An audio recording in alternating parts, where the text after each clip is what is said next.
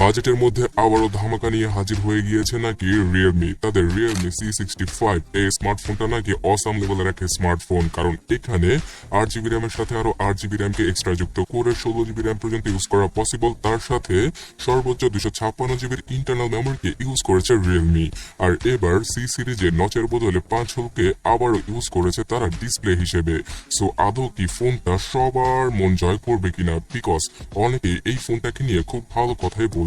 যেহেতু 15,000 টাকার আশেপাশে পাওয়া যাবে রিয়েলমি C65 এই স্মার্টফোনটি। সো চলুন জেনে নেওয়া যাক রিয়েলমি কি কি ভেজাল করেছে ফোনটার ভেতরে, যে ভেজাল সম্পর্কে কেউ আপনাদের জানাচ্ছে না। ফার্স্ট অফ অল, বক্সের ভেতরে এবার 33 নয় 45 ওয়াটের ফাস্ট চার্জারকে পাওয়া যাবে, যেটা কিনা অনেক বড় একটা প্লাস পয়েন্ট।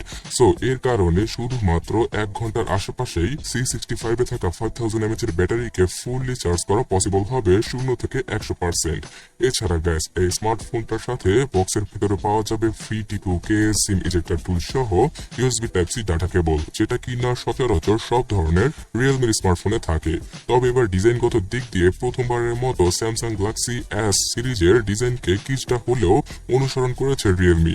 তবে এখানে ক্যামেরা পাম্পের একটা বিশেষ ডিজাইনকে দিয়েছে তারা, যেমনটা কিনা স্যামসাং গ্যালাক্সি S21 সিরিজে দেখা যেত। তো এইরকম ডিজাইন আপনাদের কাছে কেমন লাগে অবশ্যই কমেন্ট করে জানাবেন। ফোনটার পুরো বিল্ড কোয়ালিটি প্লাস্টিকের, আর পেছনেও সস্তা টাইপের প্লাস্টিকে পাওয়া যাবে। ডিসপ্লে সেকশনে 90Hz এর ডিসপ্লেকে ইউজ করেছে 5 হল কাটআউটের সাথে রিয়েলমি এবার, যেখানে কিনা থাকছে শুধুমাত্র HD+ রেজুলেশন। সো এই কথাটা শুনে সবারই হাসি পাচ্ছে, বিকজ HD+ রেজুলেশনটা থাকায় এই বাজেটের স্মার্টফোনের শার্পনেসে অনেক বেশি ঘাটতি পাওয়া যাবে। টেকনো ইনফিনিক্স এর ফোনগুলো তো ফুল HD+ কে এই বাজেটে অফার করে 90Hz এর সাথে। সেখানে 6.67 ইঞ্চি সাইজের এই ডিসপ্লেটাতে শুধুমাত্র 264 ppi ডেন্সিটি থাকায় কন্টেন্ট দেখে কিছুটা হলেও শার্পনেসের ঘাটতি অনুভব করবে ইউজাররা। 625 নিটস এর নর্মাল ব্রাইটনেস থাকায় রোদের আলোতে টুকটাক কাজ চালিয়ে নেওয়া যাবে এই ডিসপ্লের মাধ্যমে। সো কেন রিয়েলমি 90Hz এর সাথে ফুল এইচডি রেজুলেশনের ডিসপ্লেকে দিতে পারলো না, সেটা একটু পরে জানাচ্ছি, বিকজ এখানে অনেক বড় একটা ঘাবলা রয়েছে। তবে তার আগে এই স্মার্টফোনটার সফটওয়্যার এক্সপিরিয়েন্স সম্পর্কে জানিয়ে দিচ্ছি।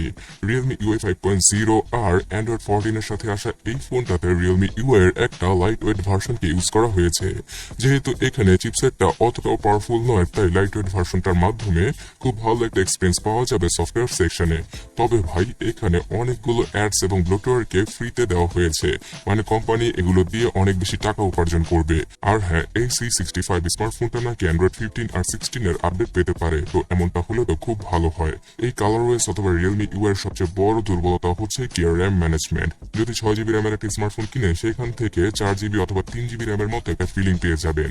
এত বেশি র্যাম খায় এই কালারওয়েজটা। তো র্যাম নিয়ে যেহেতু বলছি, 6GB আর 8GB এই দুটো র্যাম ভেরিয়েন্টের সাথে 128GB এবং 256GB ইন্টারনাল মেমোরিকে পাওয়া যাবে রিয়েলমি C65 এ। তবে এর ইন্টারনাল মেমোরি কোন ক্যাটাগরি সেটা এখনো স্পেসিফিক ভাবে জানা যায়নি। ডেডিকেটেড সিম স্লটের মাধ্যমে দুইটা 4G সিমের সাথে একটা SD কার্ডকে 1000GB পর্যন্ত ইউজ করা পসিবল। আর 8GB র্যামের সাথে আমাকে হয়তো নতুন করে বলতে হবে না যে আরো 8GB র্যামকে ভার্চুয়ালি যুক্ত করে মনে মনে আপনারা 16GB র্যামকে ইউজ করতে পারবেন রিয়েলমি C65 এ। অলরাইট, এখন জানাচ্ছি যে ডিসপ্লেতে কেন ফুল এইচডি রেজুলেশনের সাথে 90Hz কে ইউজ করতে পারেনি রিয়েলমি। এর একমাত্র কারণ হচ্ছে গিয়ে এই ফোনটার চিপসেট MediaTek G85। এই চিপসেটটা ফুল এইচডি রেজুলেশনের সাথে 90Hz কে সমর্থনই করে না। তো কোথা থেকে রিয়েলমি ফুল এইচডি রেজুলেশনের ডিসপ্লেকে ইউজ করবে? অবশ্যই রিয়েলমির উচিত ছিল MediaTek G88 এর মতো একটা চিপসেটকে ইউজ করার, তাহলে তারা ফুল এইচডি রেজুলেশনের সাথে 90Hz এর ডিসপ্লেকে এই ফোনটাতে ইউজ করতে পারতো। তো যাই হোক, গেমিং এর কথা বলতে গেলে হালকা পাতলা গেমগুলো আপনারা খেলতে পারবেন এখানে।